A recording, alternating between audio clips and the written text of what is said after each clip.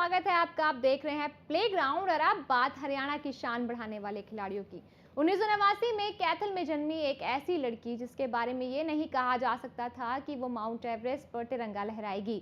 हम बात कर रहे हैं हरियाणा की शान ममता सोदा की। 22 मई 2010 को ममता ने माउंट एवरेस्ट पर फतेह हासिल की। ममता एक बेहतरीन हैंडबॉल खिलाड़ी भी रही और माउंट एवरेस्ट पर चढ़ाई करके तिरंगा फहराने के बाद उन्होंने हरियाणा की शान में 4 चांद लगा दिए।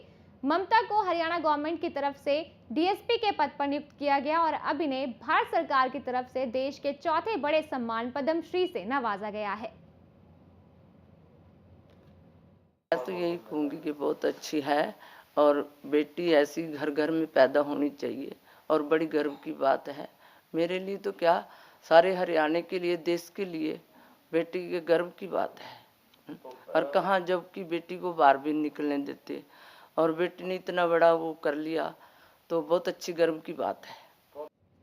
ममता सोदा ने काफी कुछ हरियाणा के साथ साथ देश के लिए भी किया है। एक बहुत अच्छी पर्वतारोही तो हैं ही, साथ ही एक बहुत अच्छी हैंडबॉल खिलाड़ी भी रही है। कई बार हैंडबॉल में भी उन्होंने ऊंचाइयों को छुआ है। फोन लाइन पर हमारे साथ मौजूद है महेश ममता के, जो कि भाई हैं। इनसे बात करते हैं, जानने की कोशिश करते हैं ममता के बारे में कुछ और बातें। महेश जी, आपका स्वागत है खबरें अभी तक में। थैंक यू मैडम, बहुत बहुत धन्यवाद आपका। सर, जिस तरीके से अब ममता जी को सबसे बड़े, जो कि पूरे अगर इंडिया की बात करें, भारत के चौथे बड़े अवार्ड से नवाजा जाएगा, सबसे पहले तो कैसा महसूस कर रहे हैं आप सभी? हमारे परिवार को और हमारे सभी हरियाणा वासियों को उन पे गर्व है और ये हमारे लिए बहुत ही गौरव की बात है कि हरियाणा की बेटी ममता सोदा को पद्मश्री अवार्ड से नवाजा जा रहा है। जी मैम। इनको चौथे बड़े सम्मान से अब सरकार तो नवाजेगी, लेकिन इससे पहले अगर इनकी कुछ अचीवमेंट्स के बारे में हम बात करें, पर्वतारोही है ममता और इसके अलावा काफी अच्छी हैंडबॉल प्लेयर भी रही हैं।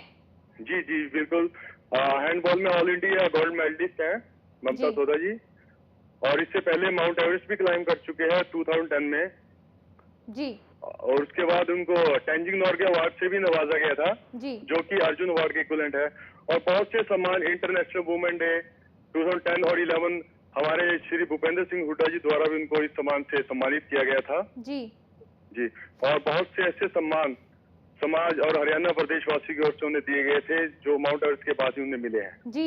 आप ममता के भाई हैं, आपसे जानना चाहते हैं कि ममता की कुछ ऐसी बातें जो सिर्फ आप तक या आपको ही पता होंगी, इस मुकाम को हासिल करने के लिए ममता ने किन मुश्किलों का सामना किया, क्या कुछ उनकी राह में मुश्किलें आई, क्या ऐसा भी कोई टाइम उन्होंने निकाला है लाइफ में?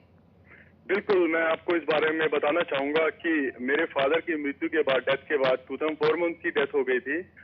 उसके बाद हमें इकोनॉमिकली और परिवार को एक बहुत ज्यादा दिक्कतों का सामना करना पड़ा। उस समय में वो उनके टीचिंग की जॉब भी की है उन्होंने, ममता सोदा जी ने जी।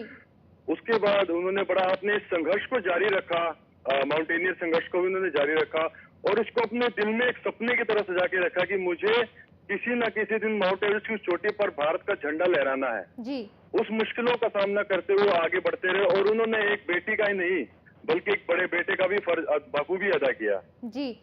आपसे जानना चाहें, अगर हमने देखा जिस तरीके से कि वो एक बहुत अच्छी हैंडबॉल खिलाड़ी रही, लेकिन उसके बाद माउंट एवरेस्ट का सफर, क्या वो हमेशा से पर्वतारोही बनना चाहती थी या फिर वो हैंडबॉल में रहना चाहती थी या फिर कुछ और उनके मन में था इसके अलावा भी करने के बारे में?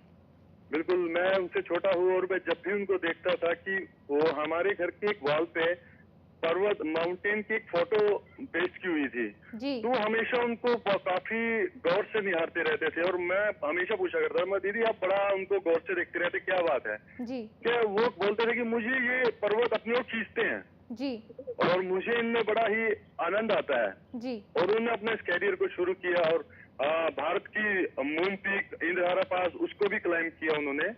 और जब वो बेसिक एडवांस कोर्स में उत्तरकाशी में ट्रेनिंग ले रहे थे, उस दौरान उनके साथ एक बहुत ही बड़ा मिसहैप हुआ।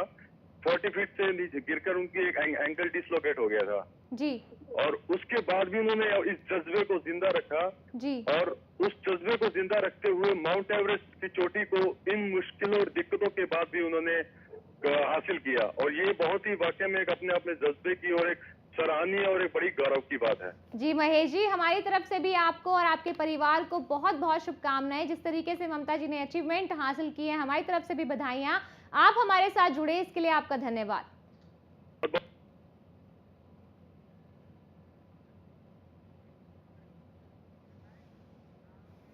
हरियाणा की शान में चार चांद लगाने वाली ऐसी ही एक और महिला है सुनील डबास, जो कि महिला कबड्डी कोच और सरकार ने इन्हें भी इस सम्मान से नवाजा है। ये है महिला कबड्डी कोच सुनील डबास, जिन्हें सरकार ने अब पद्मश्री से नवाजा है। पद्मश्री भारत रत्न, पद्म भूषण और पद्म भूषण के बाद भारत गणराज्य में दिए जाने वाला चौथा सर्वोच्च नागरिक सम्मान है, जो कि भारत सरकार द्वारा दिया जाता है। सुनील डबास इस सम्मान की घोषणा के बाद बेहद उत्साहित नजर आई। उन्होंने सरकार को धन्यवाद देते हुए खुशी जाहिर की। इसके साथ प्लेग्राउंड में सिर्फ इतना ही। मुझे दीजिए इजाजत। नमस्कार।